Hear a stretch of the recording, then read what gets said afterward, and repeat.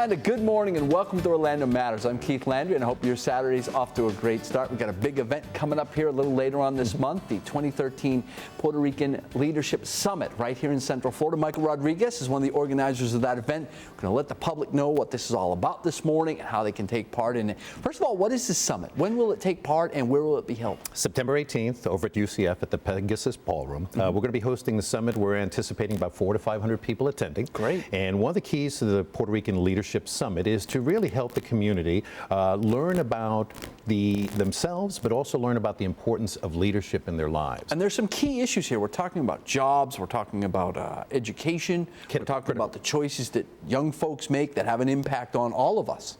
And it's also important to talk about, their role in the community and how they can be leaders, but also if they want to possibly someday become the first Hispanic president of the United States. Yeah. These are important roles that we feel are key because Central Florida has really become quite a magnet, not only for the Puerto Rican community out of Puerto Rico, where there are 4 million Puerto Ricans, but also in New York City, where there are roughly about 800,000. And so we've seen the Hispanic community grow here tremendously, and we think it's imperative that local business people and educators and community leaders get together and teach about leadership, but just really teach them their roles and obligation back to the community. Tell us a little bit more about how the summit might address the education issue.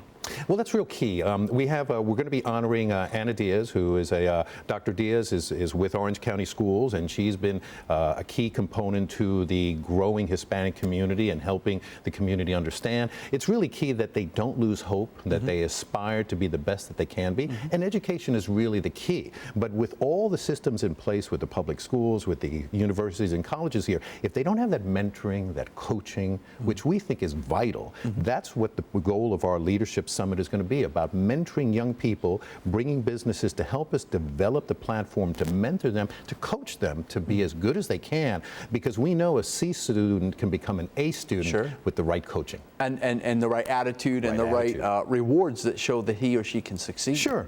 And the key that we want is in bringing people, we're going to be honoring the former mayor of Miami, Maurice Ferrer. He's going to be honored, also Jose Baez, the attorney. We're going to be honoring them because these are people that at one point in their lives were young people with dreams and visions that in the educational system said, someday I want to be a lawyer, someday I want to be an educator, someday I want to be a major of a major city.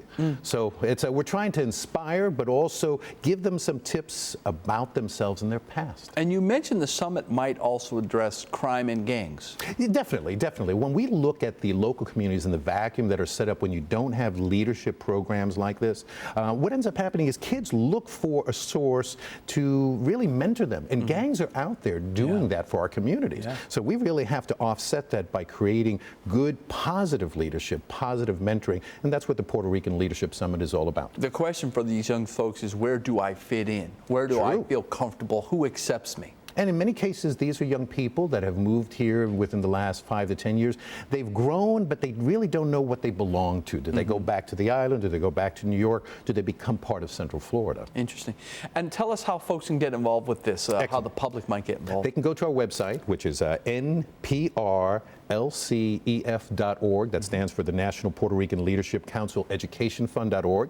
We are a nonprofit, and they can go to that website. There's registration, tells us about all the players that are involved in the Puerto Rican Leadership Council. Also will tell the attendance and what the venue is going to be. It's going to be from 8 in the morning till 1:30. We'll start off with a light breakfast and some great speakers honoring local dignitaries, but also some great programs to talk about our heritage. That's important too. We want the young folks to know that, and we want folks who maybe aren't Hispanic to understand the Puerto Rican heritage because it plays such a huge impact in our community. I share this with people all the time, that with the Hispanic population over the next 25 years growing to over 80 million in this country, we have to know who we are, where we came from, and what we want to be. But I also like to share, there was an interesting young fellow back in 1904 by the name of Amadeus Gianelli, who founded the Bank of Italy in San Francisco, which today is the Bank of America. Wow. He was the child of immigrants. He believed in what they taught him about values. He created a system to lend to small businesses, and now it's one of the largest banks.